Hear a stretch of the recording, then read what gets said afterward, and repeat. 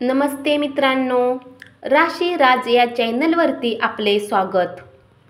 27 April 2024 रोजी मराठी नववर्षातील पहिली संकष्टी आहे आणि रात्री 10:12 चंद्रोदय आहे। संकष्टी चतुर्थीचे व्रत आपण सगळेच भक्तिभावाने करतो।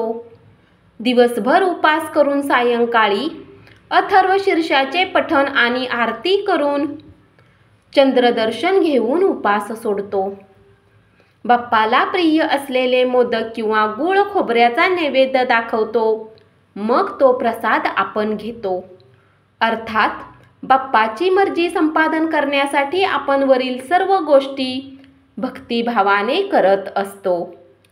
या गोष्टीबरोबरच आणखी 3-4 गोष्टींची काळजी घेतली तर आपल्या व्रताला नक्कीच पूर्णत्व येईल। हे नियम महिलांसाठी असण्याचे कारण एवढेच की महिला घरात विशेष सक्रिय असतात। घरातील योग्य अयोग्य गोष्टींकडे त्यांचा बारीक कटाक्ष असतो। पुढील गोष्टी त्यांनी अंमलात आणल्या तर आपोआपच घरचे सुद्धा तितकेच अनुकरण करतील आणि बाप्पाच्या कृपा आशीर्वादाने नवे वर्ष आनंद आणि भरभराटीचे जाईल। चला तर मग जाणून घेऊया या 4 गोष्टी।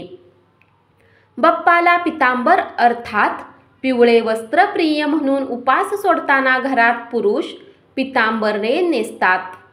हाच नियम स्त्रियांनी देखील पाळावा।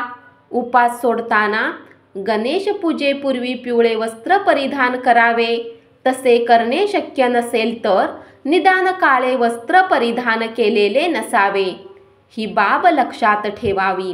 संकष्टी चतुर्थी व्रत हे चंद्रदर्शन घेऊन मगच पूर्ण होते। त्या दिवशी चंद्रदर्शन घेतल्याशिवाय उपास सोडू नये अशी शास्त्राची शिकवण आहे।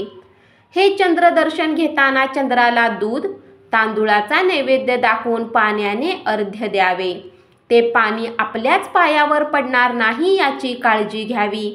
संकष्टीचा दिवसभर उपास केल्यावर गणपती पूजन करावे। अथर्व शीर्ष किंवा गणेश स्तोत्र 11 वेळा किंवा 21 वेळा, अगदीच शक्य नसेल तर निदान 1 वेळा एका जागी स्थिर बसून म्हणावे। त्यामुळे डोकं आणि मन शांत राहतं आणि मन शांत झाले की नवनवीन गोष्टी आत्मसात होण्यास मदत होते। संकष्टीच्या दिवशी आपण बाप्पाला जास्वंदाचे फूल आणि दुर्वांची जुडी अर्पण करतो, कारण या दोन्ही गोष्टी बाप्पाला प्रिय असतात। परंतु या दोन्ही गोष्टी उपलब्ध नसतील तर पर्याय म्हणून तुळशी दल बाप्पाला वाहू नये। एक वेळ हात जोडून मनोभावे नमस्कार करावा, पण तुळशी कदापि वाहू नये असे शास्त्र सांगते।